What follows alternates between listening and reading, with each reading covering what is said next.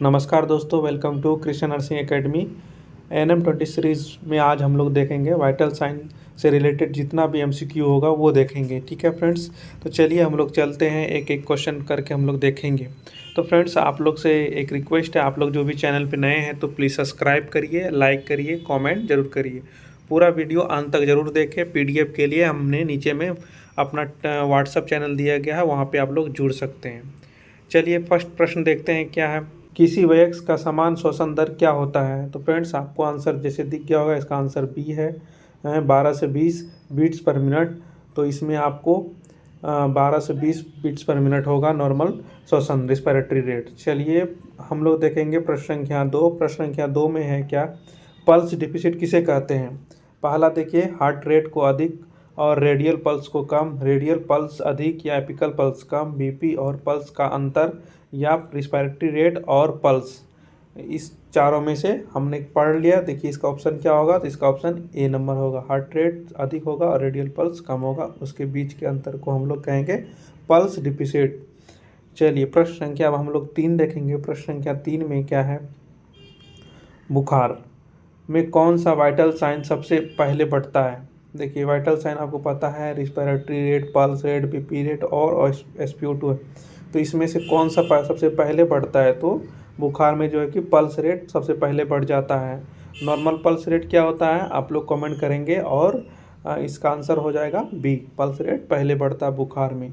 चलिए प्रश्न संख्या हम लोग 4 देखेंगे। 4 में क्या बोलते हैं, ट्रेकीकार्डिया। आपको पता होना चाहिए ट्रेकीकार्डिया किसे कहते हैं। ट्रेकीकार्डिया किस पल्स रेट को कहा जाता है? देखिए ट्रेकीकार्डिया किसको कहा जाता है, नॉर्मल हार्ट बीट कितना होता है 72 बीट्स पर मिनट। तो उससे अगर ज़्यादा बढ़ जाए, तो 100 से ज़्यादा बढ़ गया तो उसको हम लोग क्या बोलेंगे, ट्रेकीकार्डिया। इसका आंसर होगा 100 बीट्स पर मिनट। चलिए प्रश्न संख्या हम लोग 5 देखेंगे। 5 में क्या है, हाइपोटेंशन बीपी कितना माना जाता है, जो लो बीपी है कितना माना जाता है?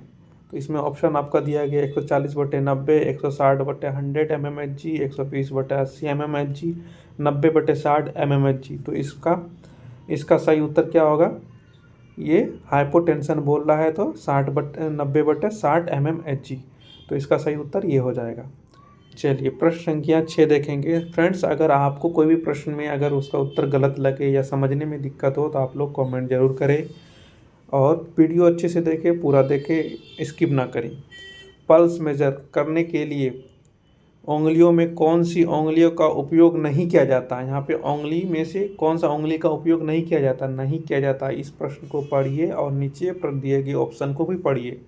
इंडेक्स, मिडिल, रिंग और थंब। तो इसमें से देखिए थंब का उपयोग नहीं किया जाता है। ठीक है, पल्स जब रेडियल पल्स हम लोग लेते हैं तो थंब से नहीं करते हैं ना। चलिए प्रश्न संख्या अब हम लोग देखेंगे 7 में क्या है, बीपी कप का सही वाइड आर्म सरकमफ्लेक्स का कितना होना चाहिए?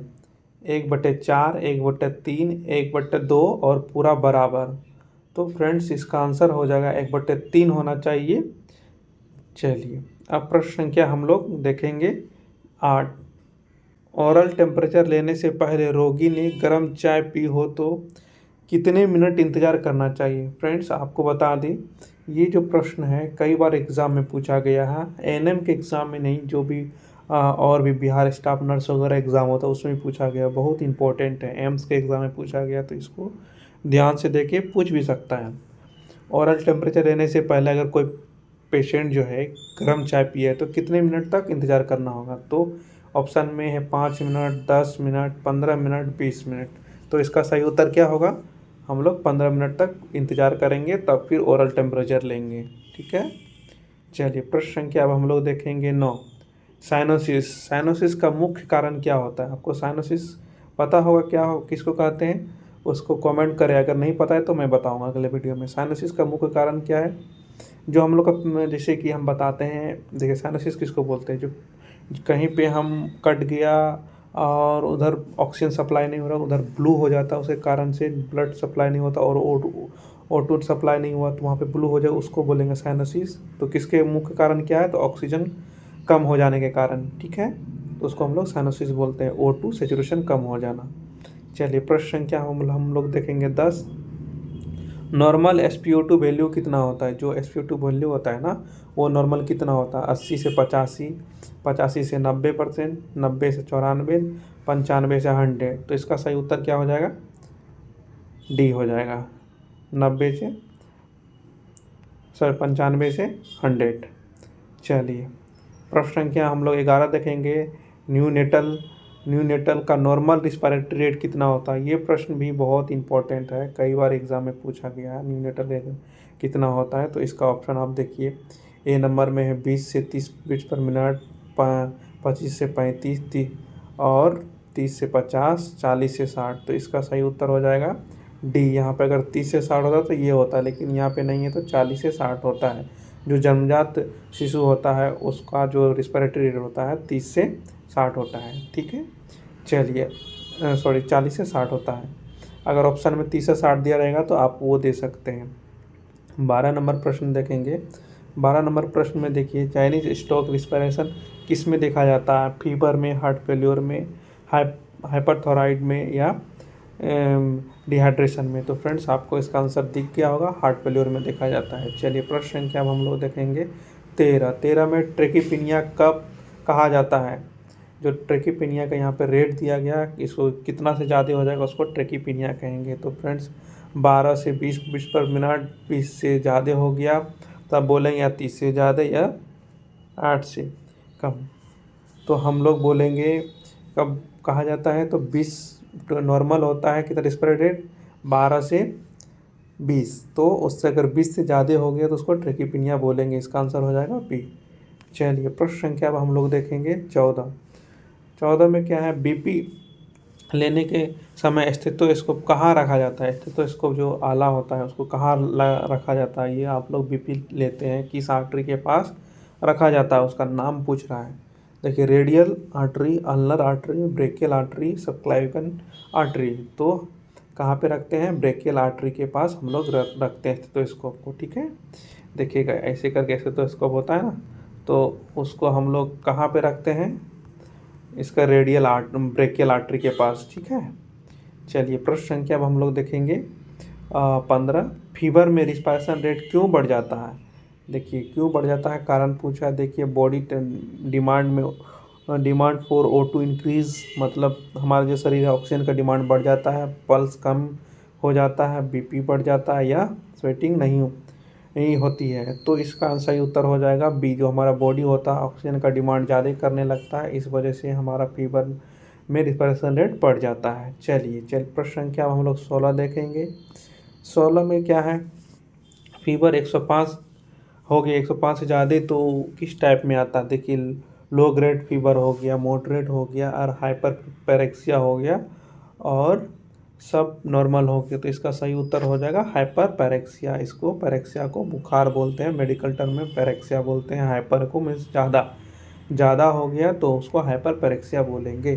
प्रश्न संख्या हम लोग देखेंगे 17 देखने से पहले फ्रेंड्स आप लोग हमारे चैनल पे नए हैं तो लाइक करें, कमेंट करें, सब्सक्राइब जरूर करें।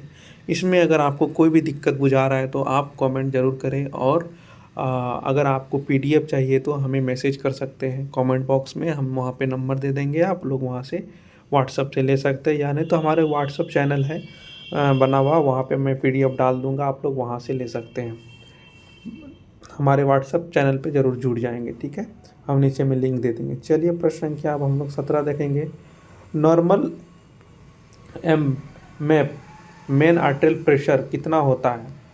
देखिए